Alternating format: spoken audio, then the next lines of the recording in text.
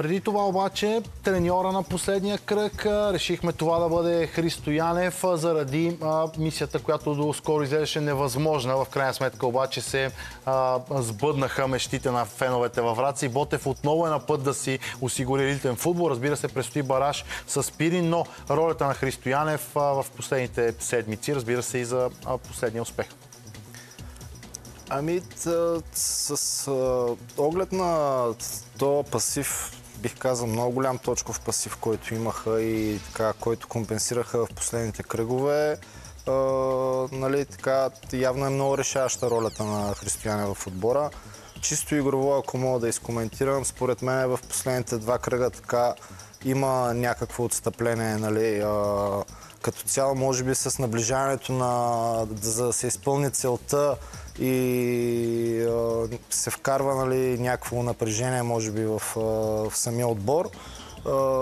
Ако това е причината за представянето, нали, до някаква степен го разбирам, но ако има някаква друга причина, според мен не е окей. Защото в крайна сметка, колкото и да си се влагал, да си се борил и да си постигнал, нали, да компенсираш такъв голям брой точков актив и накрая нещо да не ти се получи, би било жалко. Поглед и към 11-торката на последния кръг, защото и там достатъчно любопитни имена. Играчи само на 5 отбора, нещо, което е доста рядко срещано в нашето предаване, но система на игра 4-2-3-1. Какво ти прави впечатление, Ахмед, в тази 11-торка и всъщност този състав колко боеспособен би бил, ако наистина съществува?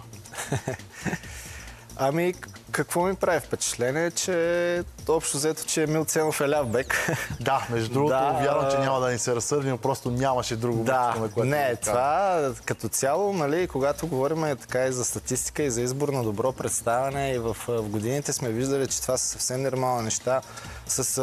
Убеден съм, че няма да се разсърди поради проста причина, че повече ще се зарадва че е в идеалния състав, отколкото да не е. Така че също важи, нали, до някаква степен и за Смоленски. Годой може да се разсърди. Сигурност, но просто няма как да сложим 12 футболисти. Но на база на представянето на Ралица, наистина, според мен, наистина и той заслужава повече като цяло, така че общо взето всичко е нормално. Какво ми прави впечатление? Голям брой българи, което е похвално, особено, нали, така и в офанзивен план. Всичките 5 полузащитници. И успяхме да ги нагласим. Да. Така, като изключиме, може би, наистина... Но няма какво го изключваме. Играят си на позициите момчета и съвсем заслужено са си в идеалния състав на кръга.